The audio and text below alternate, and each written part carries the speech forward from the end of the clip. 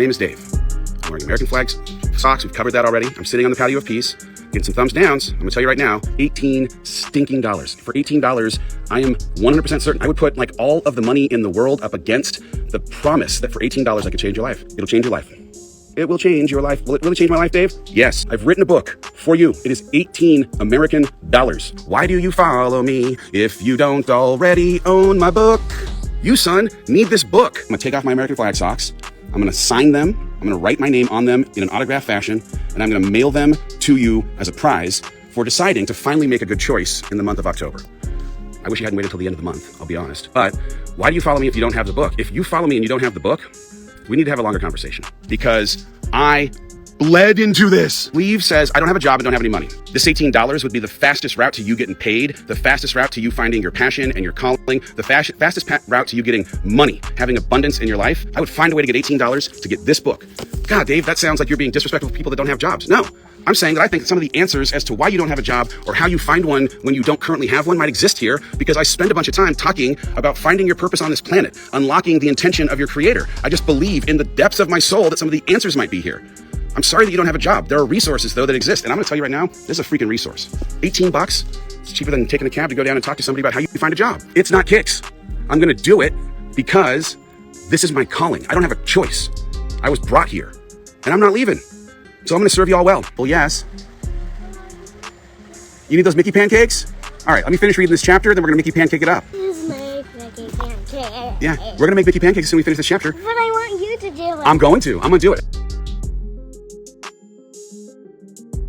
Noah, in your rush to return to normal, what parts of normal are you going to take some time to consider if they're worth rushing back to? Daddy.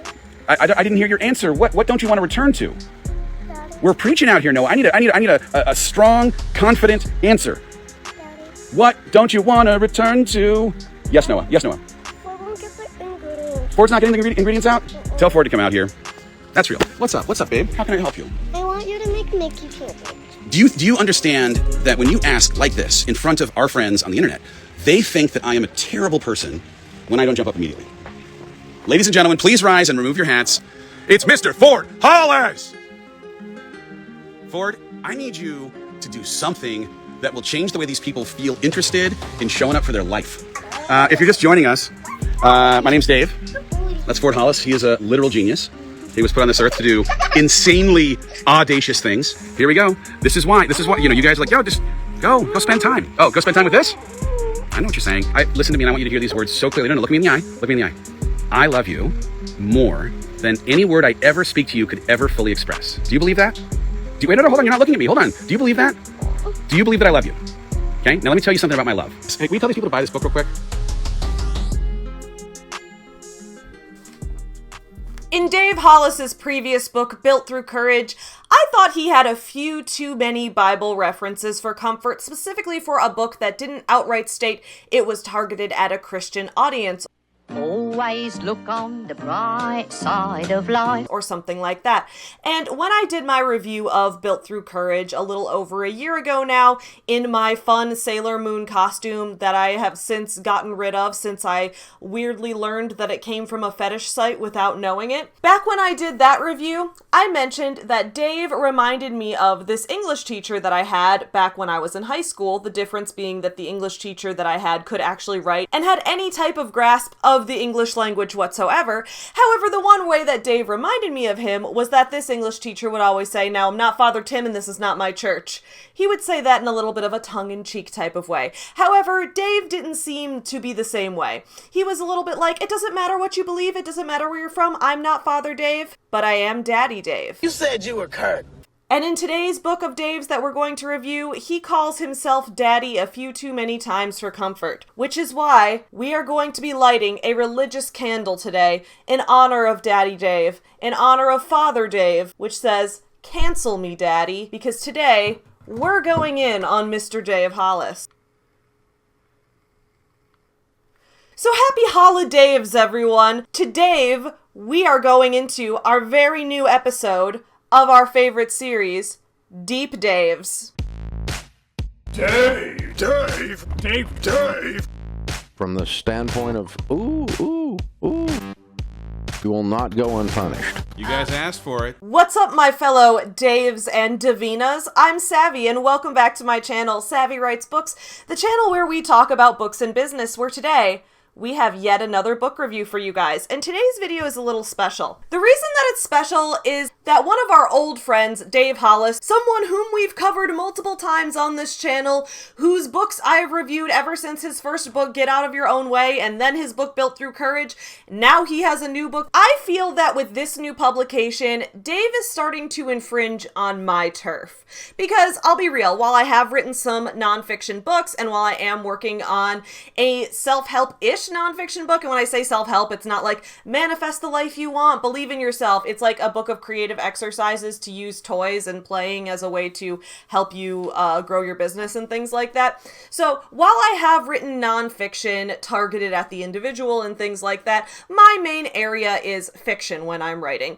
And not only is my main area fiction, but if you guys know anything about me, then you know the biggest series of books that I've had going since 2017 is my Forever Home Friends series, which is a book of picture books targeted at kids, though adults sometimes enjoy them as well. By the way, check out Forever Home Friends, linked in the description below, where we have our newest character, Max the Vampire Kitty, who just released in time for Halloween, but the fun fall season is still going on, so you might still enjoy getting yourself a copy of Max the Vampire Kitty as well. 10% of our profits benefit animal shelters, and it's all linked down there in the description below. Because of that, I have been a children's writer, and I have been working in children's literature for the past 5+ years. And if we combine with that the fact that I taught creative writing to kids and worked as a creative writing teacher for a long time, it's actually a lot of experience that I have with children's writing and children's literature and things like that. And wouldn't you know it, Dave Hollis's newest book that he just released this week is a children's book called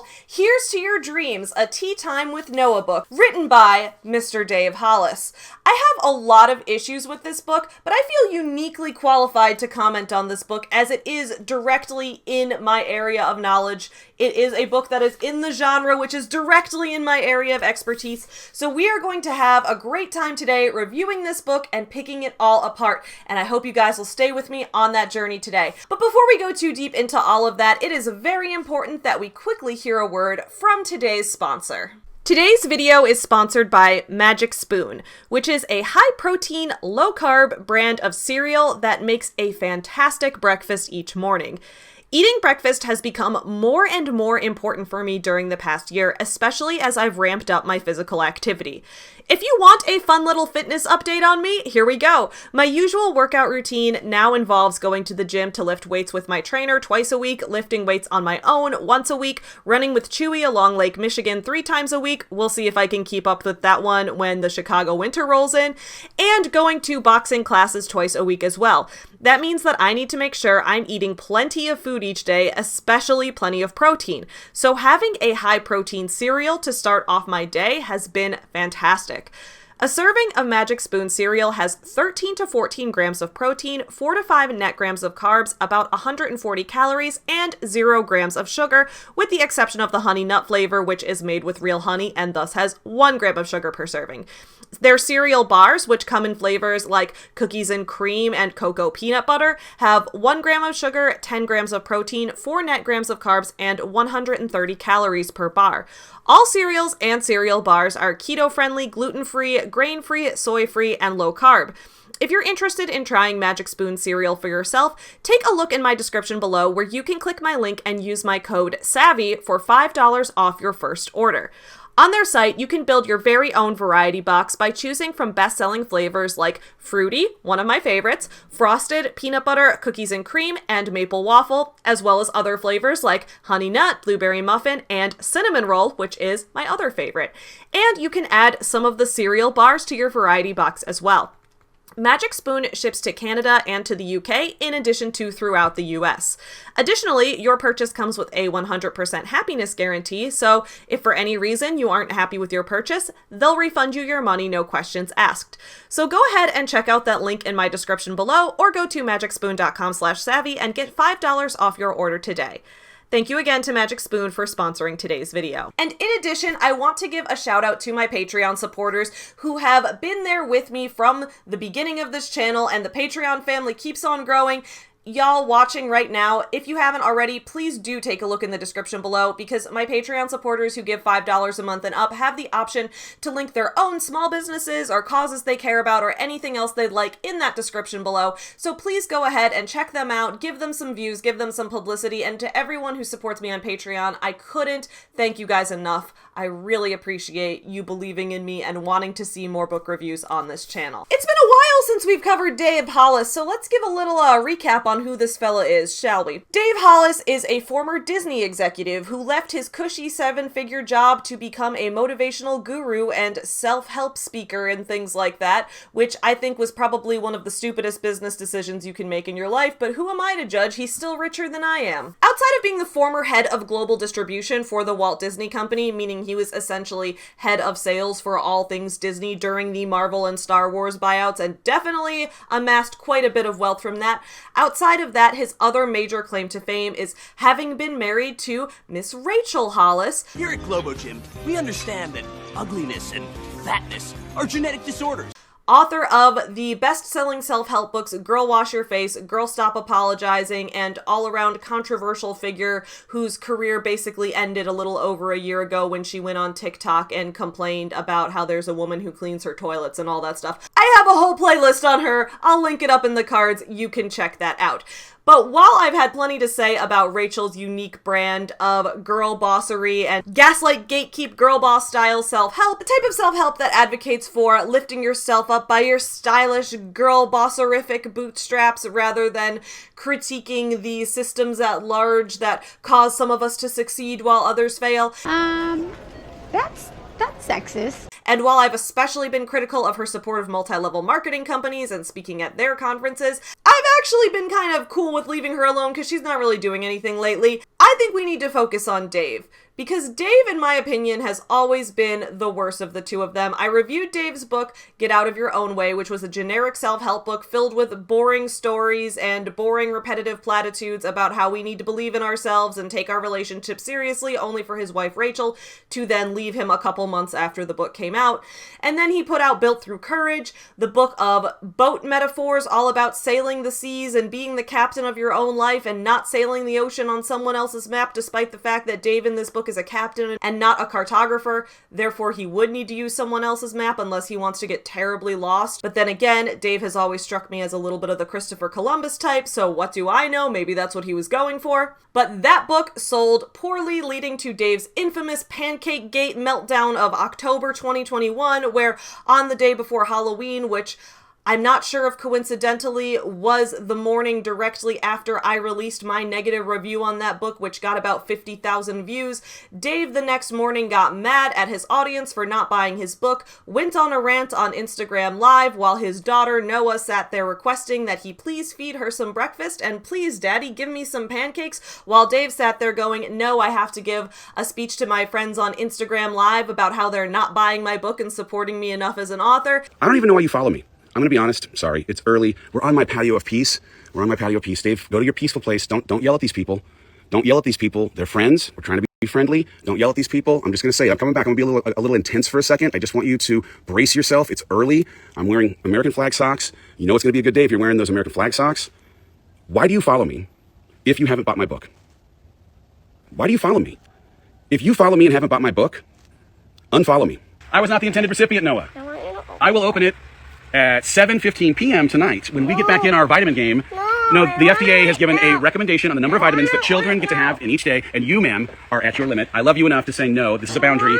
Get a life. And then Dave lost a lot of followers, and then Dave lost the movie that he was going to have in theaters after that, which is hilarious because selling movies to theaters was the whole thing he did with Walt Disney in the first place that got him money. Isn't that kind of ironic? And after that Pancake Gate, when Dave became known as kind of a negligent parent, the publisher Tommy Nelson, which is the children's imprint of Thomas Nelson, which is the inspirational and self-help imprint of HarperCollins, which is one of the big five and or now potentially especially Big Four, because mergers and acquisitions are happening all around us at every moment. But one of the biggest publishing corporations in the industry, that company was like, hey Dave, I think we're gonna put this book off for maybe a year or so. However, that year has now gone by, the book is finally released, and it is here for me to review.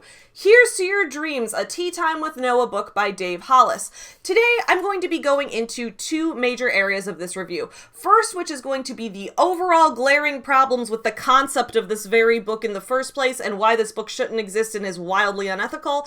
And then second, critiquing the writing of the book itself. The plot, the structure, the use of the English language, the way that the sentences are constructed, the rhyming, the meter, the poetic elements, and all of those kind of things. And when we go into that side of it, I will have some of my own children's books that I will do a little compare and contrast with. And again, disclaimer, that's not to say that my writing is perfect. You may very well not like my writing, and you are fully within your right to do that. I promise I won't yell at you on Instagram Live about it. And if you are my own child, I promise I won't deny you pancakes.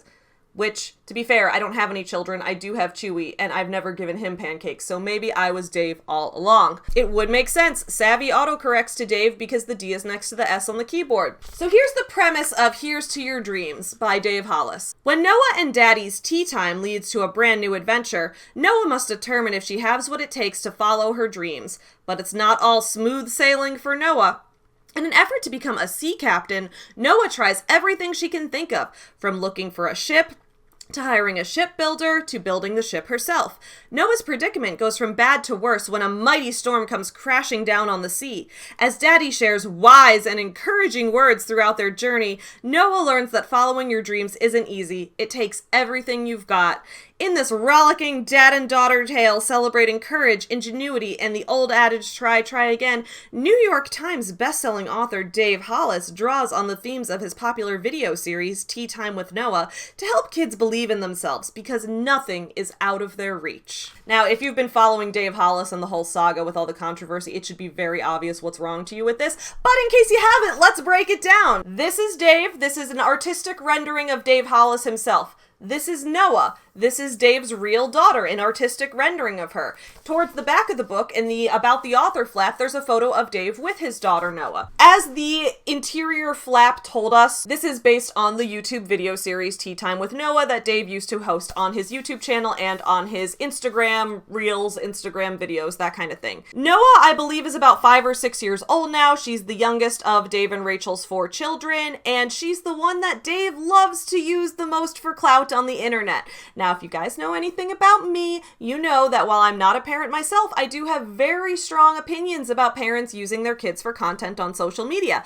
Mainly, I think it's wildly unethical and can lead to terrible things down the line. We see so many awful stories of child actors, kids being forced into the spotlight against their will. I mean, hell, the video on this very channel that has the most views out of any video I've ever posted was my review of Jeanette McCurdy's memoir, I'm Glad My Mom Died, which really delved into some of the evils within the acting industry and within putting children into a position where they have all of this attention on them without their consent before they're old enough to even understand what they're agreeing to.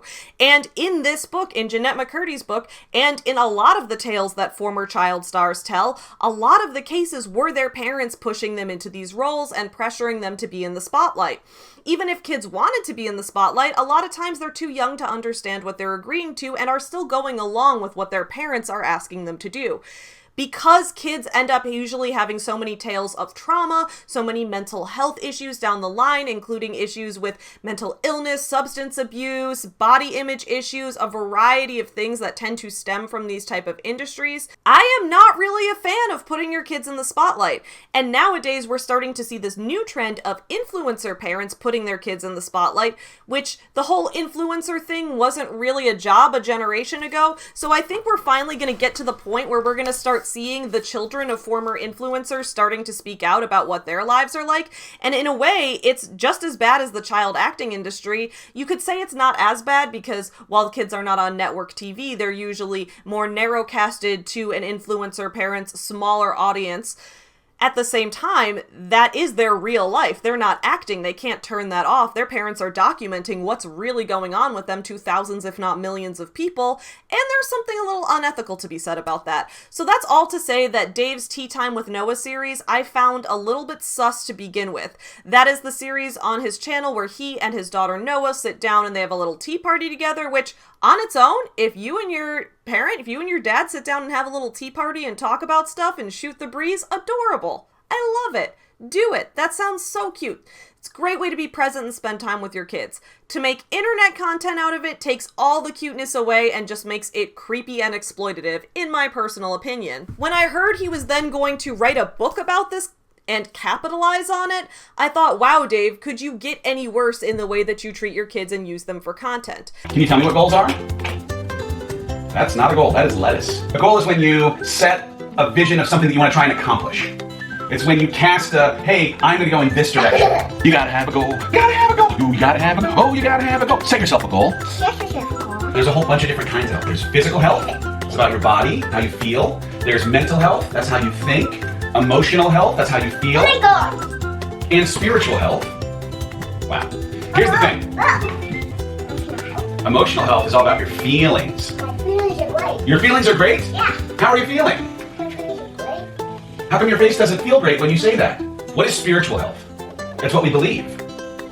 What's the song we sing every night at bedtime? That is right. Can you sing it?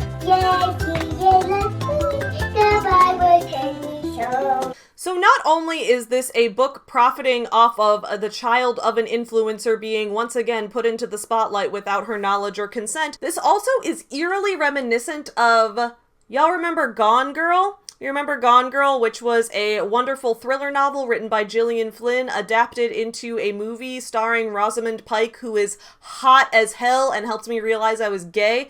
You guys remember all of that? In the book and movie Gone Girl, one of the plot elements is that the main character, Amy, played by Rosamund Pike in the movie, who eventually does a bunch of crazy bitch shit that we won't get into because I don't want to spoil the book or the movie for you if you haven't seen it yet. It's great. But anyway, it is a thriller and she does a lot of really weird stuff, right? Anyway, within that story, some of her trauma is based on the fact that when she was a child, her parents were famous authors who wrote a book series about her. The series was called Amazing Amy, and in that her parents wrote stories about her that were loosely based on her life, but making her out to be an ideal that was greater than what she really was. As a result, Amy, the character, always grew up comparing herself to this fictionalized version of herself that her parents had created and put out there for the world to consume, while the world was being fed this fictionalized version of her that was an ideal she could never really reach feasibly. And while this is a fictional story, while Gone Girl is fictional, I think a lot of us who watched that movie or read that book saw that and said, hey, that's really creepy the way that the parents were exploiting their child like that, and I think it was very obvious that we could see the link between that and then the later trauma that she developed. So when I see a parent doing this kind of thing in real life, writing a fictionalized version about their child where they create this idealized version of them, or writing dialogue of what the child and parents say to each other out of their own imagination, that just seems unhealthy. I mean, it's unhealthy for Dave and for Noah. So that's the other massive issue I have with this. And then finally, let's talk about the plot of this book and the issue I have with the very premise of what goes on in this book before we even get into the details of it. The premise of the book is that Noah needs to learn to follow her dreams. So at the start, this kind of sounds like self-help for kids. As we know, Dave is in this self-help industry. I am not a fan of the self-help industry. I think it is flawed. I think it promotes a lot of the toxic positivity mindset, which is this whole idea that you can positive think your way out of any bad situation, which ultimately leads to victim blaming, because obviously when bad things happen to us, the self-help industry teaches us that it's our own fault and we are the only ones in charge of our own lives, which often is not empowering, because lying to someone and saying they have a lot of power is just as disempowering as lying to someone and saying that they don't. The most empowering thing of all is to have the truth in the full picture, but the self-help industry relies on selling us this false narrative that we're in control of everything, which can lead us to being exploited by these companies that are trying to sell us this message. So I have a huge issue with the self-help industry in general, and the fact that the whole message of the book is trying to promote self-help to kids is kind of not really my thing. Here's to growing through change. Here's to the unexpected blessings in change. Fine. Oh, that cran raspberry is delicious. Okay, Noah Hollis, can we talk about something? I want to talk to you about the power of change. Do you know what change is? It's when things end up being different than you were thinking. Well? But I like my shoes like green machine because they're gonna fight my shoe real quick because they're gonna have it like that. I don't know what that has to do with change, but I want to talk to you about the power of change being good for you. Do you know about caterpillars? Second of all, the bigger issue that I think is a lot more glaringly obvious is that not only is this book about Noah trying to discover her dream and follow it, it's that Dave has assigned a dream to her in this book. Noah in real life is about 5 years old. During the time that she and Dave recorded this Tea Time with Noah series on Dave's channel, there's no way that Noah actually knew what she wanted to do with her life permanently. Most of my friends are in their late 20s and early 30s and are still deciding what they want to do with their life. Hell, Dave is in his late 40s and recently left the Walt Disney Company to flounder around uncertain about what he wants to do with his own life. Francis, you're making the maggots cry. So the idea that he is assigning a dream to someone who hasn't even had time to develop her own skills and passions yet strikes me as wildly unethical parenting and a way for him to project his own desires onto her. And it's extremely obvious that that's what he's doing based on the fact that he gives Noah the dream of becoming a ship captain, sailing the seas, building her own boat, going out to sea and being in the nautical waters. Okay, here's why. If you guys remember my review of Built Through Courage, in that review, we talked about how Dave, in that book, would not stop using boat metaphors. Dave, around, I guess, 2020, 2021, suddenly became weirdly obsessed with boats. I think it was around the time that he got this quote tattooed on his arm that said, "A ship in the harbor is safe, but that's not what ships are built for." And the idea behind the quote is that, okay, yes, it is safer to stay in place. It is safer not to venture out into the unknown. However, if you want to actually grow as a person, if you want to achieve anything, you're going to have to take those risks. And that's what the quote means. I don't think it's a bad quote, because if that's what gets Dave motivated, good for him. But once he got that quote tattooed, he started making boats and ships his own thing. He could not stop talking about how he wants to be a captain. Everything in all of his speeches and all of his writings was all about being a sea captain. He became obsessed with boats and the water and all of that. From what I've seen, I've never seen any of his kids have any interest in sailing, and the family's rich, so they can take sailing lessons if that's a thing the kids are actually interested in. But from what I've seen, they've never shown any interest, although I do try not to actually go out and look at people's kids on social media because that's weird. But that's to say that the water and the boats and the nautical themes have always kind of been Dave's thing. So when he makes a book where he gives Noah his dream, he gives his child his dream as the plot of the book, what message is that sending? And I know you could say, well, the book is meant for kids. So if you're a parent and you're reading this book to your child, I mean, the child isn't necessarily going to be watching Dave Hollis's motivational speeches on the stage at a real estate conference or something like that. The kid is just going to be listening to their parent read this book. And within the context of the story itself, the story is saying that this is Noah's dream. So the story itself doesn't show Dave projecting that onto the child. But we have to keep in mind that this book does not exist in a vacuum and that Noah is a real person. Noah is a real little girl that this book is based on. And she presumably has read this book. When I looked on social media to see if there was any information about the launch of this book earlier this week, Noah was holding up the book. She was celebrating it with her dad. So she's well aware that this book exists. And she's excited about it right now as she's a little kid. But that's not to say how she's going to feel about it when she grows up. This book is a little bit concerning that the public image of Noah that's being put out there and broadcast to an audience is saying Noah's passion is sailing, Noah's passion is being the captain of a ship, when in reality we know that that's Dave's passion and he's projecting this onto his child in a book that he's selling for profit. So the very premise of this book is just so disgustingly unethical to me in the first place. But not only that, also the writing's bad. Big surprise. Before we delve into the small bits of the bad writing in this book, I will give a couple positives. The biggest thing I loved about this book is how it smells. You guys ready for this? Oh! You guys, this book smells so good. And I know that's a weird thing to say, but if you're a book person, if you're watching this channel and you're book people, you know the smell of a new book, specifically a new book printed in color ink. Books printed in color ink, when they're new, they just smell so good, especially books printed in color ink on this glossy paper. I don't know what it is. It smells amazing. So shout out to the printing press that printed this book for having it smell like such fresh color ink on paper. You know, Doctor... Drink, I get it. Yeah. A lot of other books have that quality too, but I enjoyed that. I've been sniffing it all day. Second thing about this book that I will point out is that the artist did a great job drawing the dog. So Dave has this dog named Jeffrey, and that's this dog right here. Throughout the book, the dog is absolutely adorable. I believe the dog appears on every page, and I will tell you, that dog is cute. The artist did a cute-ass job with the dog. And as well, the artist just had some really great backgrounds in this book. Like, let me see if I can find one. So this one, like later in the book when the sun sets, that's just such a gorgeous background. I think the art here is really good. I love the gradient of purple to orange to yellow, just all of this, the color contrast, it's just very pleasing to the eye to look at, so shout out to the artist.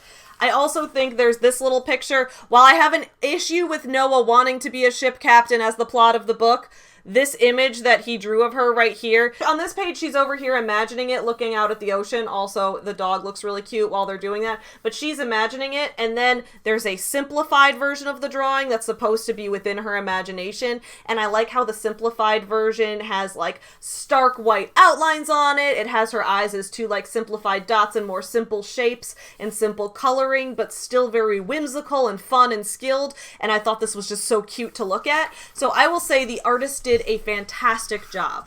One thing about the art that I didn't love, that I think a lot of other people who have been following this book also didn't love, which I won't blame the artist for, I think I'd more blame Dave and the publisher for not really putting up anything about this, which is something that a lot of other people have brought up as well. Within Dave's family, Noah is the only mixed race member of the family. Dave and his other 3 kids are all white, and Noah, I'm not sure her exact racial makeup, but I think that she's half white and half black. Either way, it's very clear if you've seen photos of their family that she has the darkest skin of anyone in the family. And if you look at this book cover, Dave is significantly darker skinned than Noah. A lot of people have pointed out that it looks like that the book was whitewashing her, which is very odd, especially considering that Dave and Rachel have had many scandals related to racial insensitivity in their past as self-help gurus.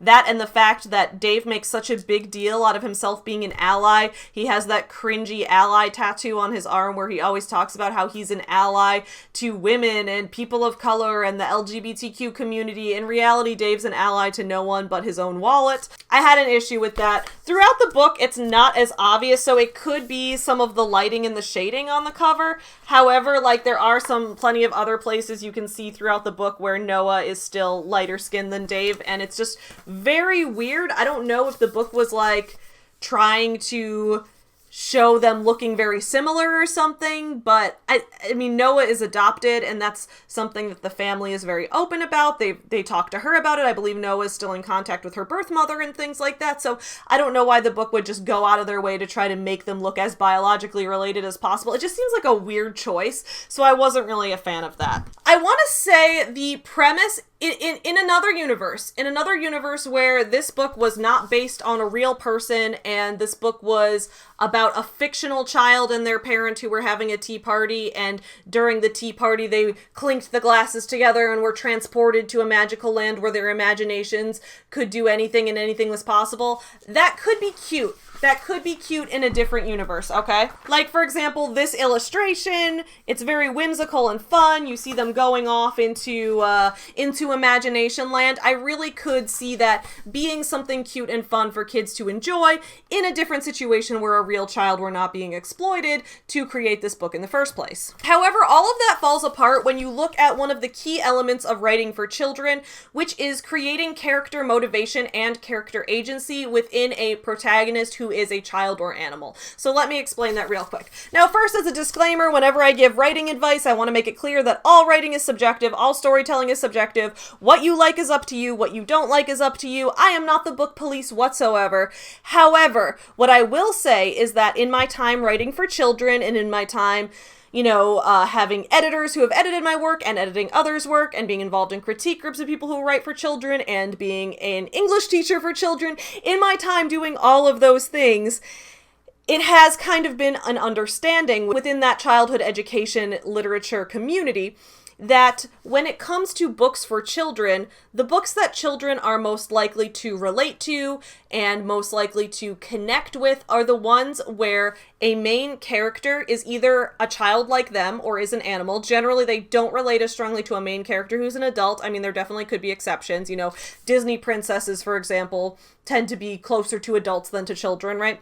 So there are exceptions to those rules, like fairy tales and things like that. But in a lot of cases, you have a book where the main character is a child that they can relate to because it's someone like them, or it's an animal because children seem to empathize and relate with animals a lot. And usually there is an animal, sometimes there will be animals that are in more adult roles versus animals that are in more child roles, and the animals that are in more child roles are the ones that they'll relate to as well. When kids form connections with those type of characters, the way to create a story that is satisfying, memorable, and educational to them is to give that character as much agency as possible. When I reviewed Matt Walsh's troll attempt of a children's book called Johnny the Walrus, when I reviewed that on this channel, when did I review that? I had COVID when I reviewed that, so my voice was like, bleh. But I remember I reviewed that probably back in like March, I want to say. When I reviewed that book on this channel, one of the main critiques I had of that book was that it was very obvious it wasn't written for children in genuine good faith, and one of the ways we could tell that was that Johnny as a character in that book didn't have agency. Yes, this book was just a transphobic dog whistle about a little boy who liked to pretend to be a walrus, so his mom took him to the doctor and they made him trans walrus and did this weird body horror to him and then took him to the zoo to live, and he read this book to actual children. Matt Walsh is a fucking creep. Anyway, in that book, one of the ways, other than like all the horror and shit, one of the ways that I was able to say, hey, I know this isn't for children, is that Johnny, the child character who's supposed to be our protagonist, doesn't have agency. His mother makes all the decisions for him, and then the doctors make all the decisions for him, and Johnny also doesn't have any feelings about it. He doesn't have any reactions to it. He doesn't show any emotions. Therefore, kids are not going to connect to Johnny because Johnny takes no actions within the story. Johnny is a passive recipient. Johnny is essentially an NPC, and kids don't like NPCs. Kids want to battle it out with their Pokemon, okay?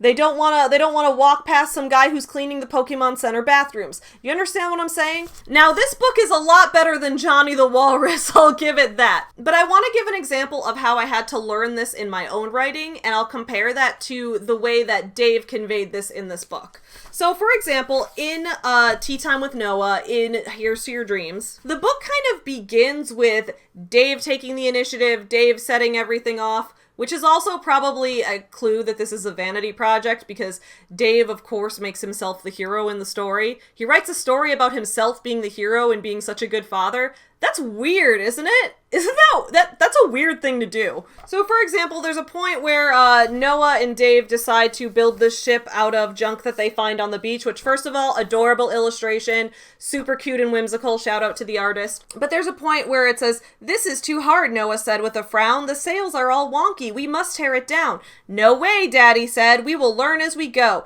Failed attempts can't define you. Here's what I know. You are smart, you are strong, you are brave, and you can do whatever it takes to accomplish your plan. You are smart, you are strong, you are brave, and you can do whatever it takes to accomplish your plan."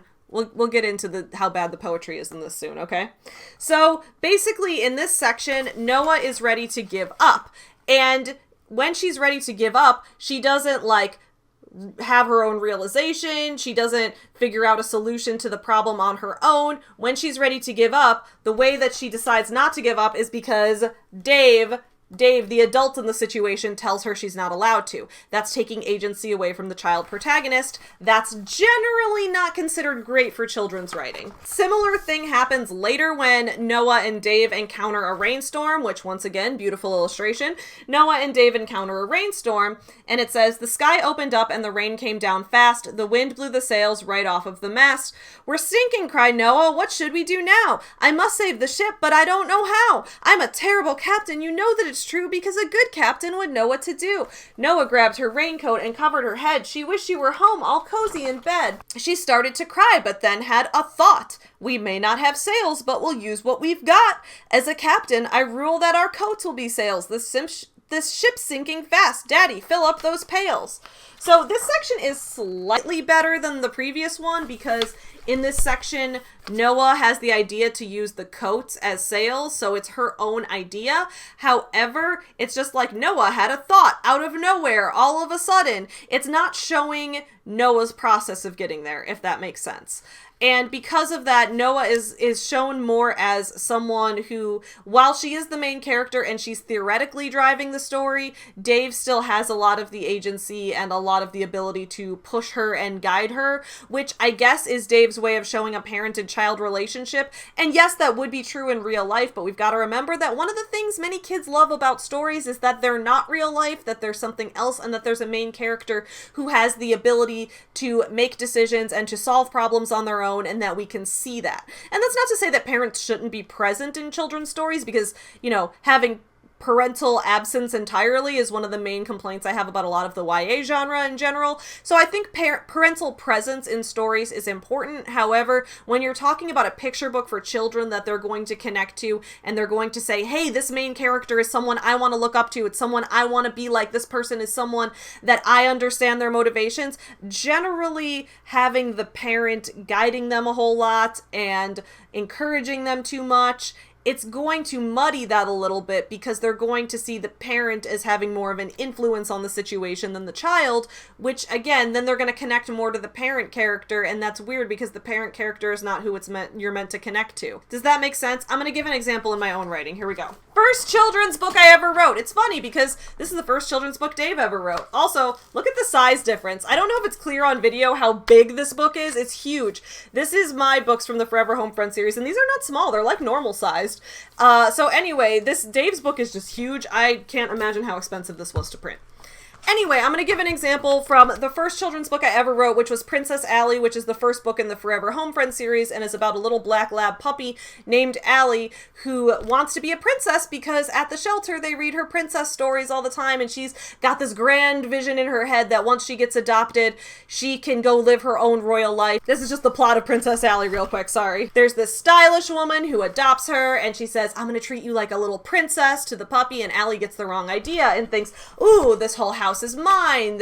I don't have to share my toys. When she gets there, there's two other dogs there and they're trying to share toys, and she's like, no, this is supposed to be mine. I'm supposed to live here by myself. And when I was writing the story in my first draft, Allie and she has two brothers. Their names are Buddy and Sam when she first gets adopted. So she gets to the house and she's trying to steal one of Buddy's toys. And I wrote, Buddy lunges forward and tries to wrestle the toy out of my mouth. It makes a loud squeak. I pull back. Squeak! Buddy pulls again. Squeak, squeak, squeak! What in the name of Lassie is going on here? Sam barks. Startled, Buddy and I drop the toy.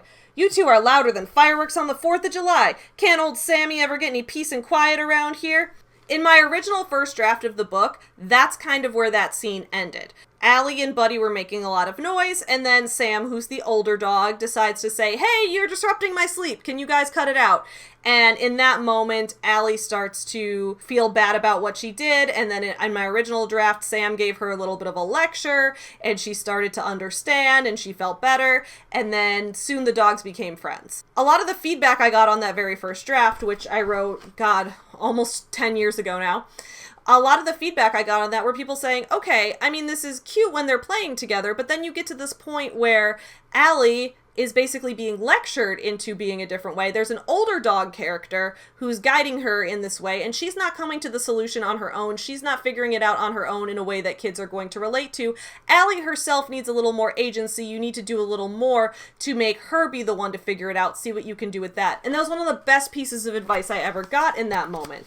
So instead, what I added and what ended up in the final book is this very cute scene of the dogs whispering to each other, which is, so Sam yells and says, hey, give me some peace and quiet, and then it says Buddy leans in to whisper in my ear. Sam's much older than we are. He won't put up with any shenanigans from us.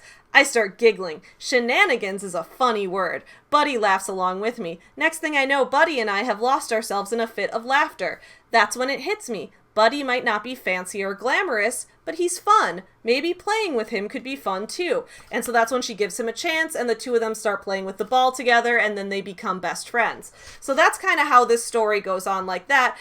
She takes this moment to reflect on what she's heard. She realizes that she and this dog have the same sense of humor, and from there she makes the connection that she's been a little too materialistic and hasn't been focusing on what really matters, which is building a friendship. We can kind of see her thought process, and making this change to the book is really one of the things that I think made the book as strong as it is today. Now, whether or not you enjoy Princess Allie is entirely up to you. That's completely subjective. But that's to say that I think that was one of the areas where this book could have used a little more work. While I disagree with the idea that Noah should have been going to be a ship captain at all, or that even Noah should be the main character, in a book where there is a little girl and she has this dream to build something and she's struggling with building it, and there's a dad character there, I mean, first of all, I don't think Dave as a character needed to exist in this book. I think the book was written to capitalize on the success of his YouTube and Instagram live series or whatever, which is very stupid. But if this book were written to be just a story for kids that they'd connect to, I would have the child having a tea party with their friends or with their stuffed animals instead of with their parent. And with the stuffed animals or friends or whoever, the kids would either work together to come up with a solution, or maybe if Noah, or let's call her Nancy, because in this ideal world, this book is not about Noah to begin with. So let's say there's a little girl, Nancy, and she's having a tea party with some of her stuffed animals. And during that tea party, she and her stuffed animals get transported into this magical land of imagination where she can follow her dreams and be whatever she wants to be. And she comes up with this dream that she wants to be the ringleader of a circus, and the stuffed animals are all going to be circus acts there. And during that time, she realizes that she's struggling to tame the lion. And that's when she and her stuffed animals have to work together, because maybe she has a lion stuffed animal that says, hey, I know how to talk to him. Let's work on this together, or something like that, okay?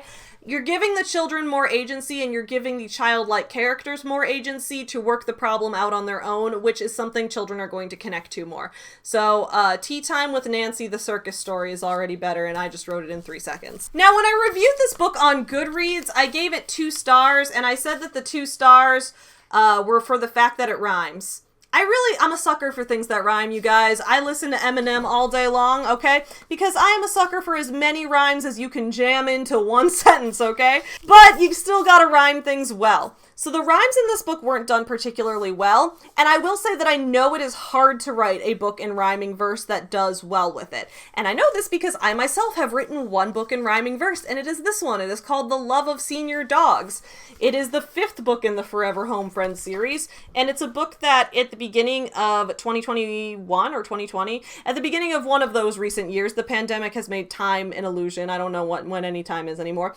But at the beginning of one of those times, I had people submit stories to me of their senior dogs, and then I chose 11 of them to feature in this book, and I did a little art piece of each dog, and I wrote a little poem about each dog. So that was the reason that I chose to write this, because I thought it would be fun to make it an art and poetry collection instead of a cohesive story. When you're writing a book in rhyming verse, it can be very fun to do, but you should usually do it with a purpose. When you're writing books for children in general, you need to do everything with a purpose, because you have a limited number of words. Children aren't going to hold an attention span for the length of a novel, which is why, basically you've got a little bedtime story going on here. You've got a picture book that theoretically a parent is going to read the kid before bed. And when you have a book that's this short, you have a lot fewer words than you would in a novel. And because of that, you need to make sure each one of those words counts, which means you need to make sure that all of the decisions you make are very intentional. So when someone decides to make a book rhyme versus not rhyme, there should generally be thought gone into that as to why you are making that decision. So for example, The Love of Senior Dogs is the only book in the Forever Home Friends series that rhymes. Princess Allie, Smile Chewy, Just Me Wrigley, Kringle's Christmas, and Max the Vampire Kitty, none of those books rhyme. Those books are all told from the animal's perspective. And I made a choice to have those books not rhyme, and that choice was that the book was being told from the animal's perspective, and I wanted it to be like they were relaying the story to you. It would be unnatural for them to do that in rhyming verse. Instead, it is more of a narrative that they're telling to you because it's written in first person. This book was a little different. This book was a collection of 11 different stories of elderly dogs and the love that they give us, and I wanted to take snippets from each dog's life and put them into just a little box that goes along with this collage style art that I did out of digital art, washi tape, collage materials, acrylic paint, just like a variety of mixed media. So when I did that, I decided to have a little poem to go with each one because it created kind of that scrapbook vibe. So for example, here's one I wrote about a dog named Bear. And again, my verse is not perfect here either. I am not a perfect poet. I just thought that rhyming was the best choice for this. So one of the poems I had here was, Bear is almost 13, but age never has bound him. A majestic Huskita, he loves to climb mountains. He hikes through Canada with his human beside, one blue eye, one brown eye, a face full of pride. Now, this meter is not exactly perfect. I will say that there are some issues that I have with it myself, so if that makes you not want to buy the book, totally fine. I'm not going to go all Dave during Pancake Gate and say, why do you follow me if you don't own my book?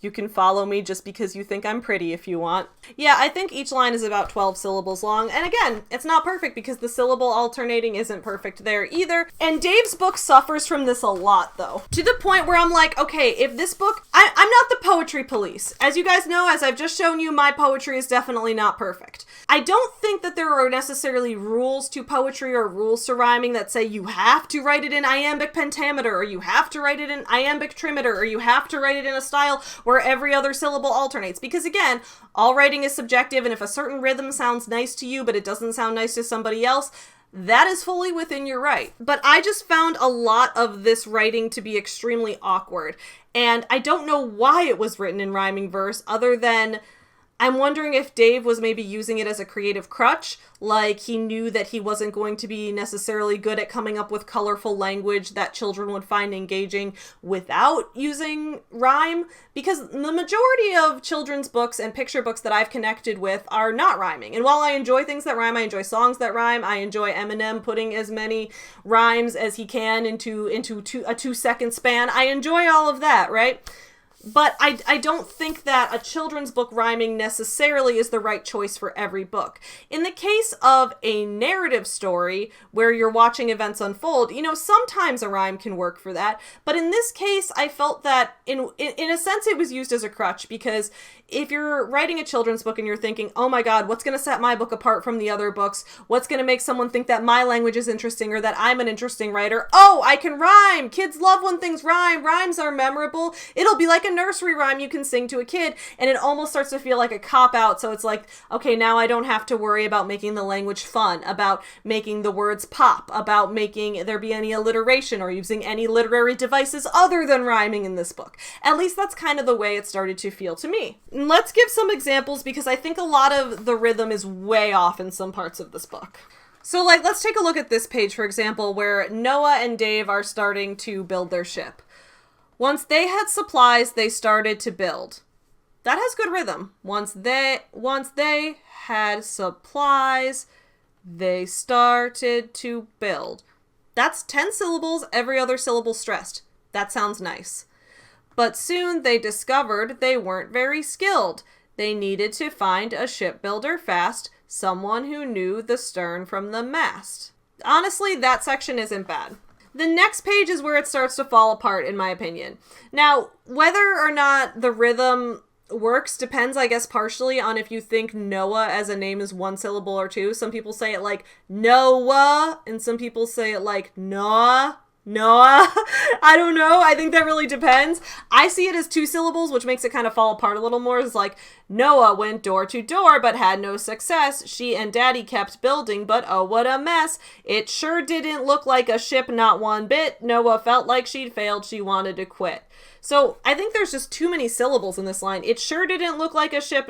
Why do we need sure? It didn't look like a ship, not one bit. That doesn't sound right either. It sure didn't look like a ship, not one bit. That sounds even less right. This line, I think, just needed to be rewritten. And this line right here, this section right here, I think just also kind of shows Dave using the rhyming as a crutch, because it's like, it sure didn't look like a ship, not one bit. Noah felt like she'd failed. She wanted to quit. So Dave's just right here doing the tell, don't show to us. I don't have any problem with telling, but one of the things that I learned a lot when I started writing children's literature is that you don't need to go heavy on description. You need to make the words count, and you need to make the words sparse and make them impactful. So It's good to not spend too much time on physical description because the illustrations will show that, which honestly Dave did a fine job with. He didn't get bogged down in visual details. But when we get over to this part where it's like, Noah felt like she'd failed, she wanted to quit. Now we're just stating outright, Noah felt this way. Noah wanted this. Okay, I get that it rhymes, but can we have any more than that? Can we have something that shows tension? Can we have a word that shows frustration? If we're assuming that this book is being told in limited third-person perspective through Noah's perspective, which is the perspective it's mainly filtered through in this case, we can have some lines. I believe I had a professor once that called this concept free and direct discourse, where instead, when you have a limited third-person perspective and you know which character the thoughts are being filtered through, instead of saying like, this character felt this way, if that's the character whose perspective we're seeing, instead you can just say something like, oh no, this was awful, or something like that, because we know that that character's perspective is what it's being filtered through, and then we get more of a glimpse into their mind, even if it is not, even if it's not told through first person. So here's an example of that. So it's like, it sure didn't look like a ship, not one bit. Oh no! Was she a failure? Was it time to quit? Or something like that. That's too many syllables for the line, but again, I wasn't paid to edit this book. Something like that, though, where you could say like, sure didn't look like a ship, not one bit. I failed, thought Noah. It's time to quit. Something like that, where even if you're going to keep those things the same way, just this, it's not as boring as like she felt like she failed. But that's yet another reason that I don't think the rhyming was really necessary in this book, because if Dave didn't try to lock himself into this rhyming structure, I think he could have actually spent some time being creative in the sense of trying to bring out the emotions of the characters, trying to play with the ways that things are said, trying to say words in funny ways, because in this book things aren't really said in interesting ways at all, they're just said in ways that rhyme. I think this here, which I read earlier, is one of the worst lines in the whole book. No way, Daddy said. We will learn as we go. Failed attempts can't define you. Here's what I know. You are smart, you are strong, you are brave, and you can do whatever it takes to accomplish your plan. So Dave's just spewing some business guru magnetic poetry at his 4-year-old daughter here, which is always a fun time. But I just think the lines are weird. No way, Daddy said. We will learn as we go. That's 11 syllables. That's kind of random. Failed attempts can't define you. Here's what I know. That's also 11 syllables. You are smart, you are strong, you are brave, and you can. That's 12 syllables, and also the line break in the middle of the sentence is a little odd. Do whatever it takes to accomplish your plan. So it's 11, 11, 12, 12. That's a little weird. And again, there's no rules to poetry. It just feels clunky. And I think Dave just like locked himself into this clunky structure that he can't get out of now. And then once again, because Dave locked himself into the rhyming structure, he makes the next section very repetitive in a way that it doesn't need to be, which makes the book feel tedious. I'll try, Noah said, with all of my might. I will not give up until I get it right. Shipbuilding awaits. Let's see this thing through, but I think we might need some extra strength glue.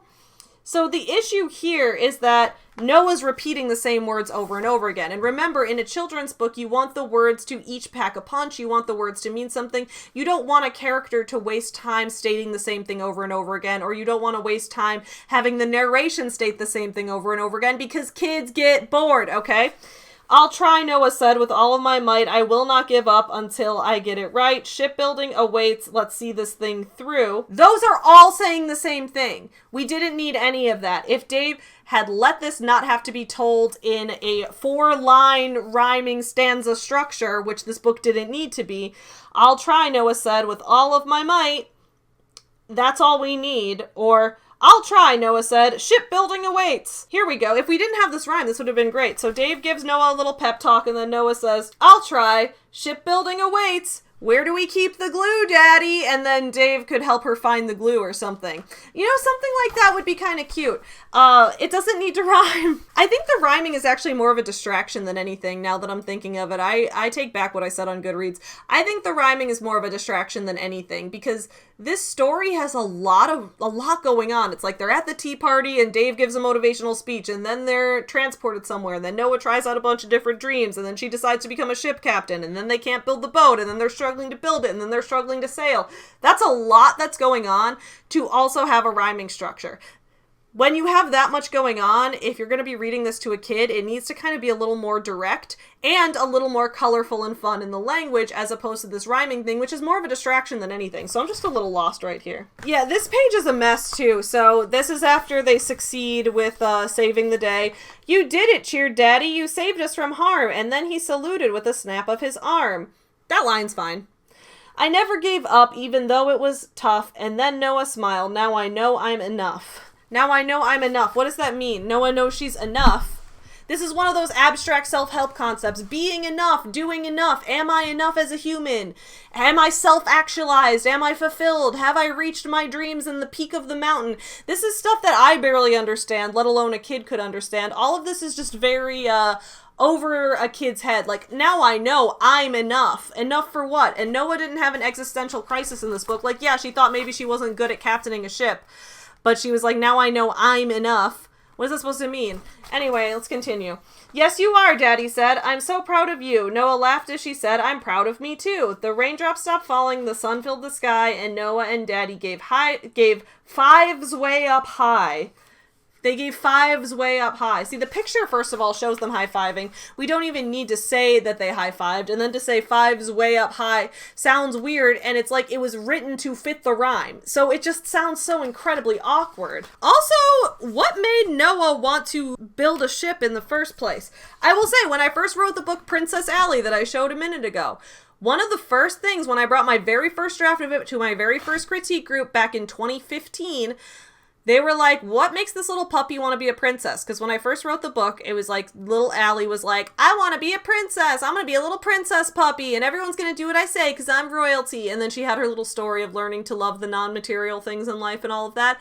But people were like, okay, where did this little puppy get this idea that she wants to be a princess? And that's when I'm like, maybe at the animal shelter, they read her princess stories and she connects to the characters because they have a little sassy attitude like her. So that's where we got that idea in the story from. And that's not to say that you need to figure out where everything comes from everywhere, but this whole idea, like Noah's going through all these different dreams and goals that she might have, and then she's staring out at the ocean on the beach, and she just says, you know what I love the most is to be a captain. That is what I dream of all day. But where did that come from?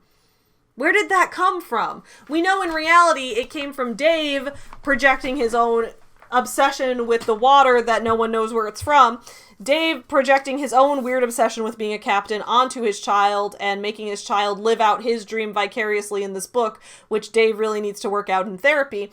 However, in the book, in the context of the self-contained story, why does Noah want to be a captain? That's never made clear, and it just kind of comes out of nowhere. This book I found creepy and unsettling, and I do not recommend it whatsoever. It is kind of, I've seen people on Goodreads calling it like self-help indoctrination for kids, and I kind of see that, to be honest. I think the writing was bad. I think Noah as a character is not given enough agency, and when you take into account the fact that all of that didn't really work out and that Dave's a shit writer to begin with, it's just very obvious that this was a vanity project that Dave created to get a lot of people praising him for being such a good father, when in reality, we all saw Pancake Gate on Instagram Live. We all know how Dave acts when Noah's actually just hungry for breakfast and Dave's busy trying to sell books on Instagram. So the moral of the story is stop using your children for clout, and that includes stop writing books about the Instagram story you wrote about your children to use them for clout. And if you don't like it, then you can cancel me, Daddy. That's right. Ooh, that doesn't want to blow out. There we go. I hope you all enjoyed today's review of Dave Hollis's new children's book. I hope Dave does not continue writing children's books because they're not good.